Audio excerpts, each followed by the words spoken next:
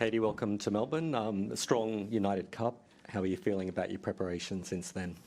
Yeah, feeling pretty relaxed actually.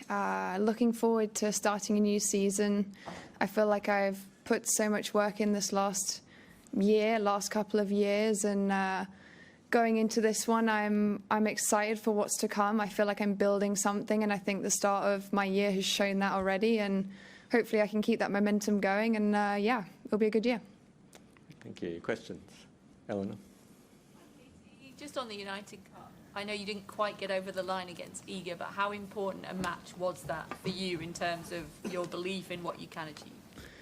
Yeah, I feel like my belief is growing every single day. I think the more matches that I play like that, then I believe I'm at that level and I know I can be there every day. And I think now it's about making it each week that I'm playing at that level. And I feel like with the physicality that I've tried to bring to my game, I think that that's going to become more and more consistent rather than having it for 1 week and then not having it for a couple of weeks. I think it's going to help me kind of be a bit more steady all year round, and ultimately I'm going to be training through tournaments more and more, and hopefully that will become more steady as we go along. But I mean, look, Iga's one of the best in the game, and I really felt like I could have gotten over that line, and I felt like I was quite calm in that situation as well, which is something that, you know, I've not always felt when playing massive players. And I think that kind of mindset is going to help me win those matches, and I truly believe I can do it. Simon? Was there anything extra or different you did off-season? Because you did look very strong, like you were moving well in United Cup. I think I have been trying to obviously build more over the last year with Matt. You know, obviously it's the first real year that we went into full details into things that I really want to improve on the tennis court. I think the first preseason that I did with him was more about getting myself to a base level of where I want to be. And then this one was more about targeting areas that I felt like were weaknesses. And you know, as my game improves, I think there are obviously less and less weaknesses, but there are specific details that are important to get better when beating the top players. And, you know, I felt like I have worked out what those are more and more, having had more chances to play top 10 players. And obviously, if I want to reach top 10, then I have to be that much better in those areas. And yeah, I think probably the experience that I've gained over the last year playing a lot of different people has helped me realize what those are and how to improve them. Neil?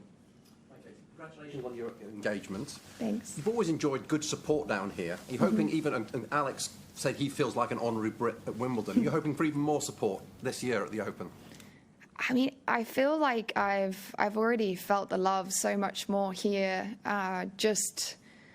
more than last year. And being in Sydney, which was obviously his hometown where he was born, and it was probably my first proper time playing tennis there, and just walking out onto the court and hearing the crowd for me really did help me, and I felt very much at home and comfortable. And normally I'm actually the kind of person that dislikes going to new places and, you know, playing on a court for the first time. I actually felt very comfortable from the word go when I was there, and I think that was completely because of them and how they've been treating me, and yeah, it makes the world a difference. What habits have you picked up being with an Aussie? I mean, Vegemite or whatever, that you really feel you've got part of the Australian culture that you've now. It's definitely not Vegemite. I don't know about you guys, but I'm not sure that's my thing. I mean, you can say Tim Tams, love a Tim Tam. But no, I mean, I'm terrible with accents as well. I'm always picking up accents, so I don't know if I've got a bit of an Aussie twang here and there, but I don't know. I mean, I just love the culture. Like, I'm someone that really enjoys coming here every single year, and I have done as a junior as well. And obviously being around someone like Alex, who's such a hard worker, and he loves his country and lives and dies by his Davis Cup number, I think that's definitely rubbed off on me. And like I am for my own country, I take great pride in playing for my country. And yeah, I mean, it's been a fun ride, and you know, I love coming to Australia. It's just a great place. Jonathan? Coming into Slam, do you feel any sort of extra pressure to perform well and have a deep run?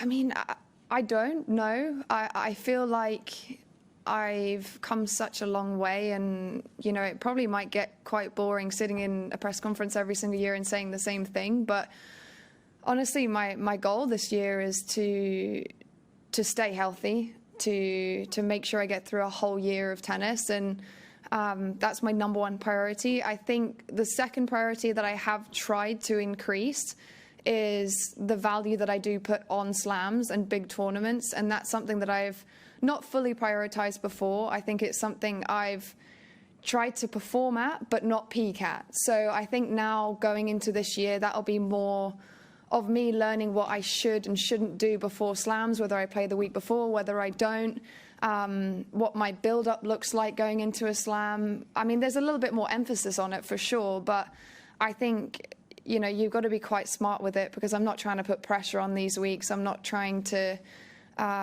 increase, you know, my feelings with, you know, trying to perform and the anxiety of that. I think it's more about just trusting the play and making sure that the preparation's going to be right going into those tournaments, and that's the side of thing that I'm going to be probably focusing more on. Go ahead.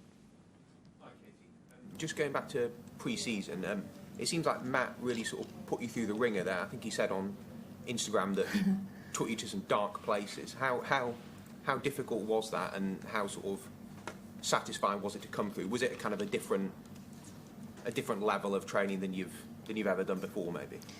I think it's a very, you know, it's different. Working with different people is unique to them, and I feel like my values and the things that I want to improve in myself align very well with his. And I feel like with Billy as well, we all kind of know what we want to work towards, and he helps, you know, facilitate that and put me in those places because of the experience that he has. I mean, I would be lying when, you know, if I didn't say that there were dark places in every preseason. I think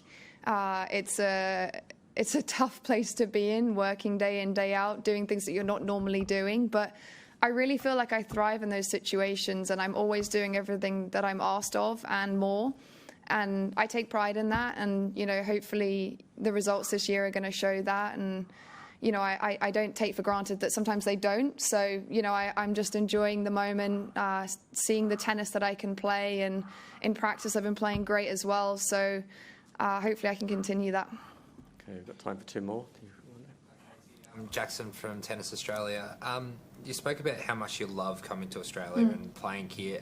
Do you have a favourite memory at the Australian Open? Oh, I've got quite a few. Trying to think which one would be best.